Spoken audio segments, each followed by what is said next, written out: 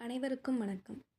இன்றைய காணொளி பதிவில் நாம் என்ன பார்க்க போகிறோம் என்றால், பார்ப்போற்றும் தீயான பாரதியை பற்றி. பாரதி எட்டயபுரத்தில் 11/12/1882 சின்னச்சாமி ஐயர் அவர்களுக்கும் சிவகாமி அம்மாளுக்கும் மகனாக பிறந்தார். இவர் சிறு வயதிலேயே நாட்டின் மீதும் நாட்டு மக்களின் மீதும் அதிக மரியாதை கொண்டிருந்தார். அடுப்பூதும் பெண்களுக்கு படிப்பு எதற்கு என்ற வினாவிற்கு தம் பாடல் வரிகளினால் பதிலளித்தார்.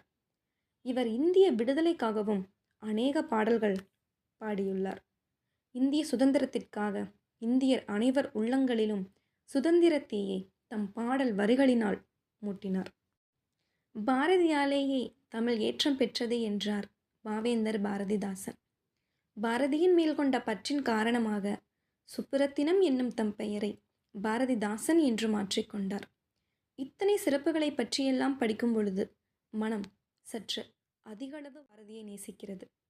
ஆனால் பாரதியின் இறுதி ஊர்வலத்தில் அவரது உடம்பில் மொய்த்த ஈக்களின் எண்ணிக்கையை விட குறைவாம் இறுதி ஊர்வலத்தில் பங்கேற்ற மனிதர்களின் எண்ணிக்கை. பாரதி தம் பாடல் வரிகளினால் தனக்கென ஒரு படையே உருவாக்கி வைத்திருந்தார். இருப்பினும் அவரது இறுதி ஊர்வலத்தில் கலந்து கொண்ட மனிதர்களின் எண்ணிக்கை 14ஐ விட குறைவாம். இச்செய்தியை படித்தவுடன் மனம் ஏனோ சற்று கலங்குகிறது. பாரதி அழிந்தாலும் அவர் நம்முள் ஏற்றி வைத்த தீ என்றும் அழியாது. நன்றி.